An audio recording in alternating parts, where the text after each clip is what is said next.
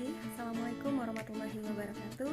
Perkenalkan, saya Desi Susanti, saya dietesen di Rumah Sakit Raden Matahir Provinsi Jambi.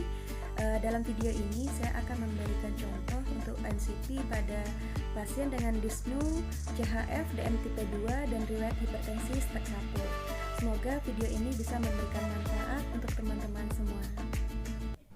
Baik, sahabat gizi, berikut NCP pada pasien dyspnea CHF DM tipe 2 riwayat hipertensi stage 1. Nah, studi kasusnya, Nyonya H usia 59 tahun datang ke IGD rumah sakit dengan keluhan sesak nafas sejak 1 jam sebelum masuk rumah sakit. Tidak nafsu makan, mual, batuk, lemas, sesak, dan sakit kepala. Tensi darah pasien 130 per 60 mm per Hg, nadinya 112 kali per menit, respirasi 24 kali per menit, suhu 36,7 derajat Celcius, saturasi oksigen 100%. Nyonya H mempunyai riwayat diabetes dan hipertensi. Rutin minum obat amlodipin sama metformin. Pasien saat ini didiagnosa dengan dyspnea CHF DM tipe 2 dan juga riwayat hipertensi stage 1. Dari hasil labor, leukositnya 11,4, limfosit 6,08, kolesterol 295 mg per desiliter, trigliserid 109, HDL 86, LDL 187, ureumnya 23, kreatinin 0,4, kadar gula darah sewaktu 210. Terapi obat yang diberikan, oksigen 3-4 liter per menit, infus RL 500 cc per 24 jam, injeksi lansoprazol, injeksi ceftriaxone, injeksi lasik, asetilsistein, azitromisin, ISDN, Concor, aspilet, atorvastatin, metformin, sukralfat sirup, laksadin, ramipril, dan hasil recall 24 jam asupan pasien termasuk defisit dengan persen pemenuhan energi hanya 56,71%, protein 67,15%, lemak 67%, dan karbohidrat hanya 59,44%. Pola makan pasien sebelum sakit, makan 2 kali sehari, tidak biasa sarapan pagi karena merasa mual jika sarapan pagi. Konsumsi nasi putih 1-2 centong atau 100-200 gram setiap kali makan.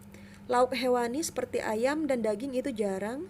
Yang sering itu telur 5 kali per minggu dan ikan 3 kali per minggu. Pengolahan makan suka digoreng, tahu tempe kadang-kadang, konsumsi sayur dan buah juga jarang. Suka minum teh atau kopi, suka jajanan yang digoreng dan manis, dan belum pernah dapat edukasi gizi dan juga jarang melakukan olahraga. Nah, berikut screening gizinya menggunakan MST. Apakah pasien mengalami penurunan berat badan yang tidak direncanakan atau tidak diinginkan dalam 6 bulan terakhir? Iya, skornya 1. Apakah asupan makan berkurang karena tidak nafsu makan? Iya, karena skornya juga 1. Total skornya 2. Pasien berisiko terjadi malnutrisi. Nah, berikut asesmen gizinya. CH riwayat personal, CH.1.1 data pasien. Pasien diinisialkan dengan Nyonya H, lahir 21 bulan 9 1961, jadi usia pasien 59 tahun. Agama pasien Islam, pekerjaannya ibu rumah tangga, pendidikan pasien sekolah menengah pertama.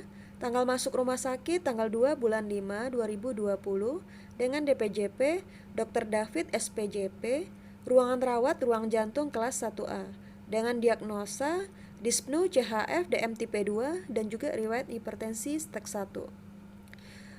CH.2.1 riwayat penyakit sekarang, datang ke IGD dengan keluhan sesak nafas sejak 1 jam sebelum masuk rumah sakit, tidak nafsu makan, mual, batuk, badan lemas, sesak bila beraktivitas, dan sakit kepala, dan didiagnosa oleh dokter dyspnea CHF DM tipe 2 dan riwayat hipertensi.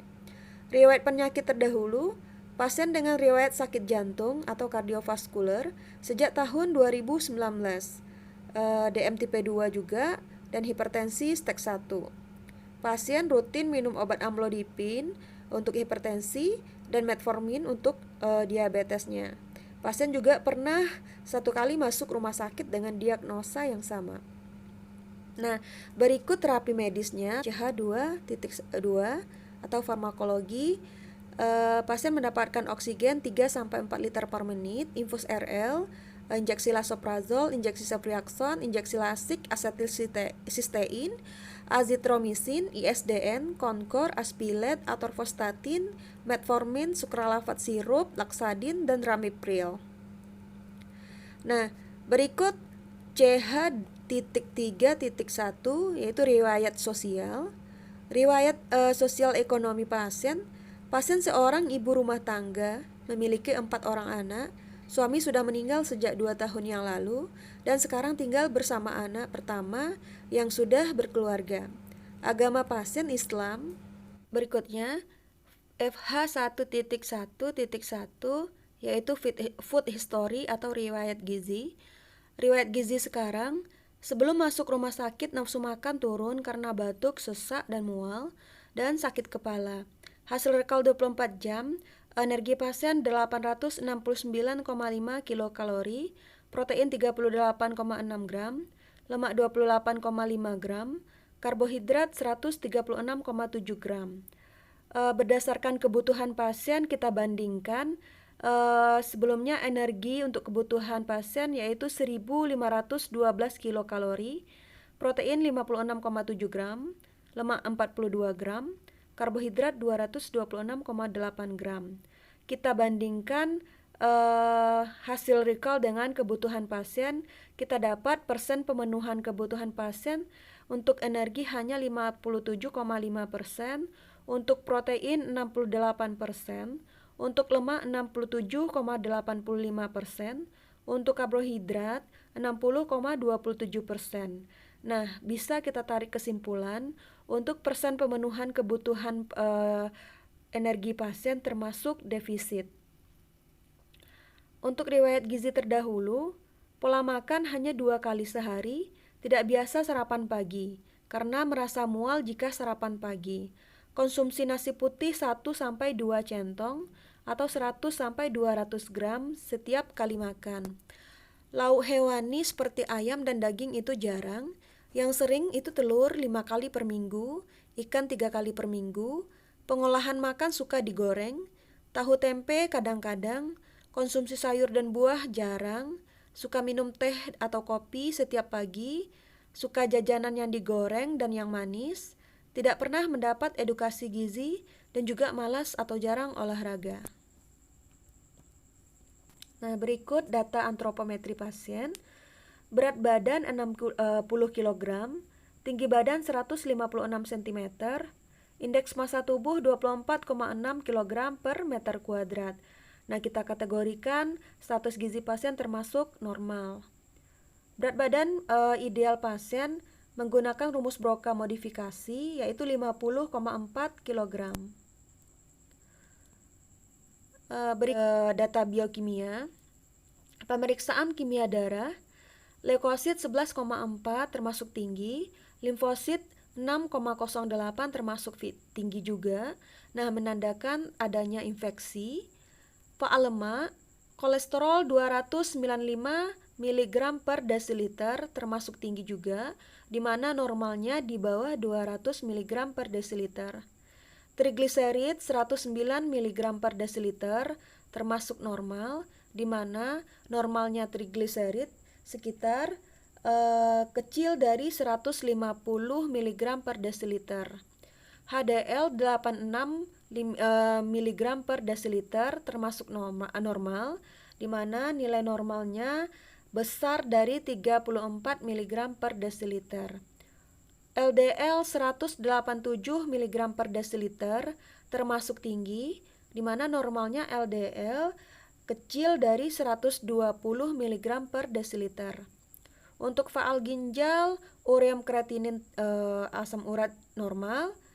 Untuk gula darah, kadar gula darah sewaktunya 210 mg per desiliter termasuk tinggi, di mana normalnya kadar gula darah sewaktu kecil dari 200 mg per desiliter. Berikut untuk pemeriksaan elektrolit, natrium, kalium, klorida, dan kalsium termasuk normal. Pemeriksaan enzim jantung, cek KMB 5,36 nanogram per mililiter termasuk tinggi, di mana nilai normal dari CKMB yaitu antara 0,00 sampai 3,74 nanogram per mililiter. Untuk troponin 1 kecil dari 0,03 nanogram per mililiter termasuk normal, di mana nilai normal dari troponin ini yaitu kecil sama dengan 0,1 nanogram per mililiter.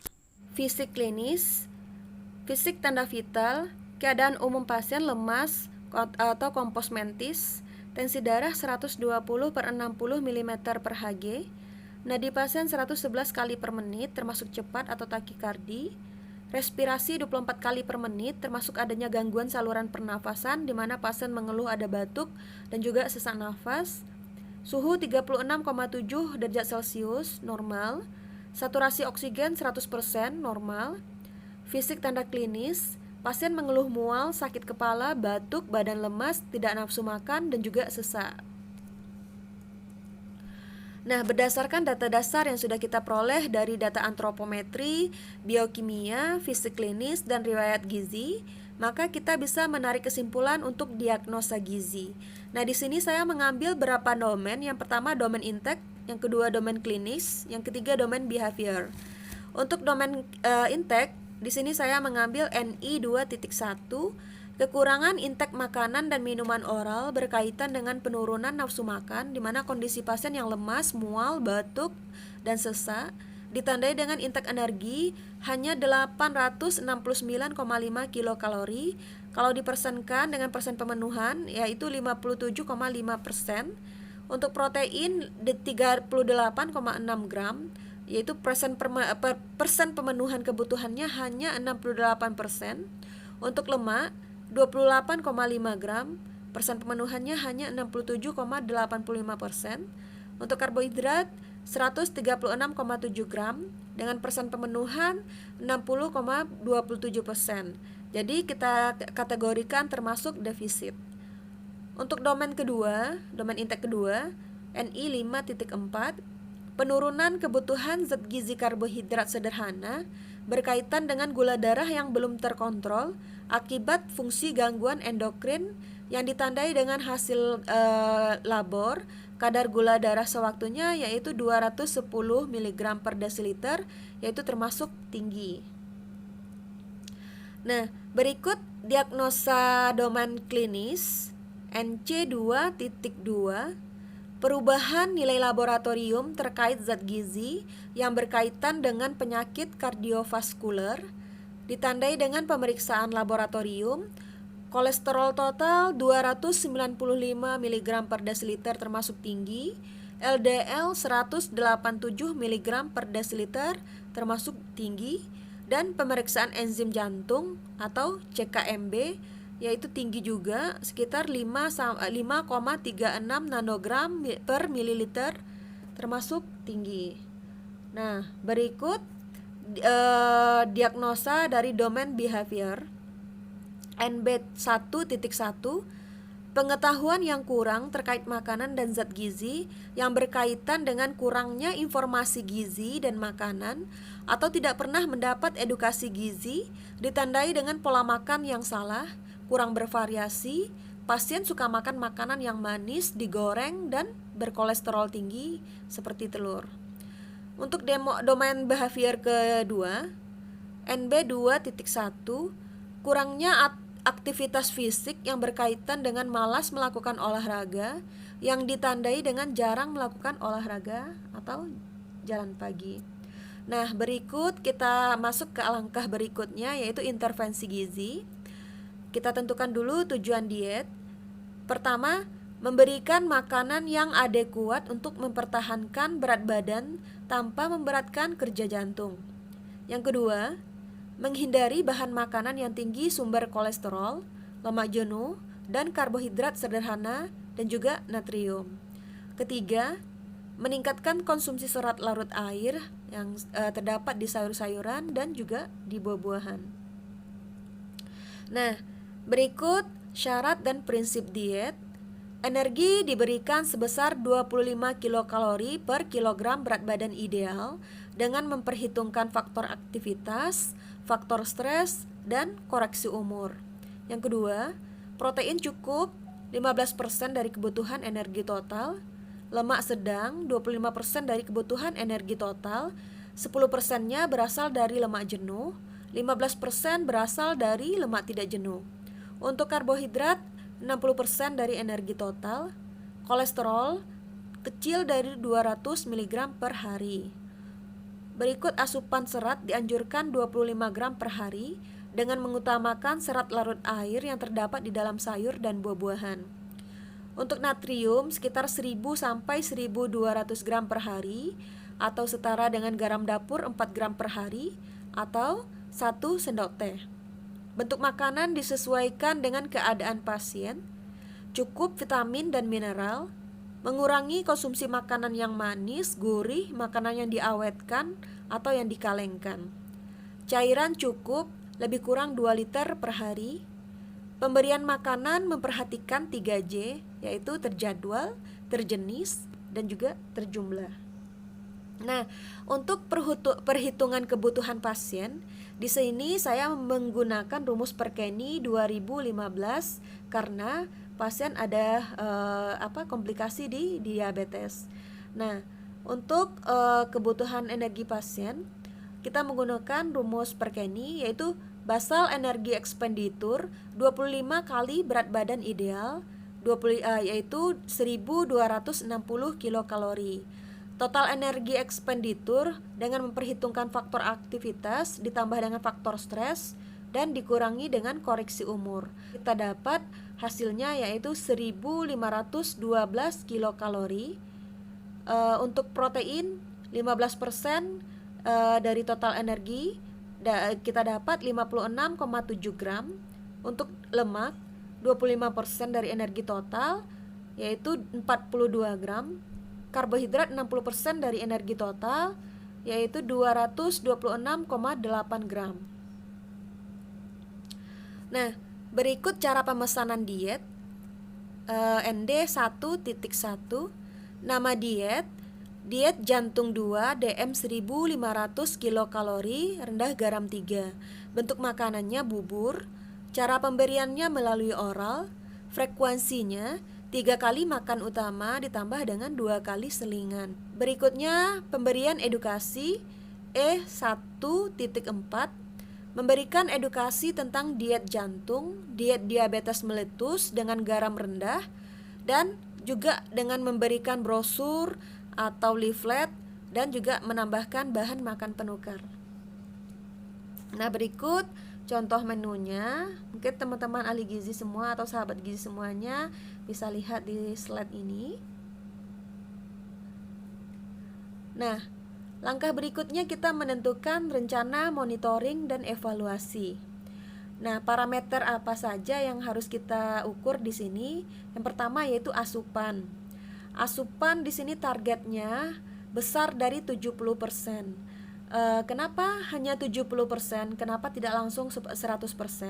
Karena kita harus melihat dulu kondisi fisik dan klinis pasien, di mana tadi pasien mengeluh sesak, batuk, nafsu makan juga turun. Jadi kita tidak harus memaksakan pasien untuk langsung 100%. Jadi kita mulai bertahap dulu, dimulai dari 70%. Kalau kita sudah melihat kondisi fisik klinis pasien sudah sedikit membaik, sesak sudah mulai berkurang, batuk juga sudah mulai berkurang, maka target kita akan kita tingkatkan menjadi 80% dan berikutnya sampai 100%. Nah, waktunya itu kita targetkan setiap hari. Parameter kedua, fisik klinis, targetnya itu kalau bisa sampai normal, target tiap hari waktunya. Untuk laboratorium targetnya sampai normal. Nah, waktunya setiap kali ada pemeriksaan. Parameter keempat yaitu tingkat pengetahuan. Targetnya atau tujuannya yaitu pasien mengerti mengenai diet yang kita berikan. Waktunya bisa kita berikan saat pasien masih berada di ruangan pasien atau pasien saat mau pulang dari rumah sakit. Nah, Ini contoh monitoring dan evaluasi pasien pada tanggal 3 bulan 5 2020. Berat badan pasien di sini tidak ada perubahan. Energi pada tanggal 3 bulan 5 2020 itu 1060,5, protein 40,32, lemak 30,25, karbohidrat 169,88. Kalau kita bandingkan dengan persen kebutuhan pasien, nah untuk energi hanya 70,13%, untuk protein 71,1%, untuk lemak 72%, untuk karbohidrat 74,9%. Jadi pada tanggal 3 ini kita bandingkan dengan hasil recall sebelumnya, sebelum pasien masuk rumah sakit, asupan pasien sudah mulai meningkat dari hasil recall sebelumnya. Dengan kondisi fisik klinis pasien, KU-nya masih kompos mentis, tensi darahnya masih tensi darah normal. Di sini masih ada masalahnya batuk, lemas masih, pusing masih, sesak juga masih. Nah, pada tanggal 4 bulan 5 2020, karena kondisi pasien masih batuk, masih lemas, diet pasien kita kombinasi menjadi diet jantung 2, DM 1300 kilokalori, rendah garam 3, ditambah dengan makanan enteral yang khusus untuk DM sebanyak 3 kali 100 cc. Nah, bentuk makannya masih bubur. Diharapkan dengan dikombinasinya diet ini, asupan pasien semakin meningkat. Nah, pada tanggal 4 bulan 5 itu, untuk energi sudah sedikit meningkat, di mana energi 1260,2, protein 41,4, lemaknya 31,5, karbohidrat 191,4. Nah, kalau dibandingkan dengan persen pemenuhan kebutuhan, itu sudah meningkat energi 83,3%, untuk protein 73%, lemaknya sudah 75%, karbohidrat sudah 84,3%. Jadi untuk asupan pasien pada tanggal 4 bulan 5 sudah sedikit meningkat, yaitu di atas 70%. Dengan kondisi fisik klinisnya masih batuk, masih lemas. Pada tanggal 5 bulan 5 2020, pada hari ketiga, alhamdulillah kebutuhan pasien agak sedikit meningkat dari hari kedua dan ke-1, di mana kebutuhan energi sudah meningkat menjadi 88,6% untuk persen pemenuhannya, untuk protein 78,34%, untuk lemak 83,3%, untuk karbohidrat sudah meningkat menjadi 88,35%. Dengan kondisi fisik masih lemas. Oke, demikian video mengenai asuhan gizi pada pasien dengan dispnu, CHF, DM tipe 2, dan riwayat hipertensi stage 1. Semoga apa yang saya sampaikan ini bisa bermanfaat, dan saya, Desi Susanti, dietitian Rumah Sakit Raden Matahir, mengucapkan mohon maaf bila ada kekurangan, dan mohon maaf jika ada kata-kata yang salah. Wabillahi taufiq wal hidayah. Assalamualaikum warahmatullahi wabarakatuh.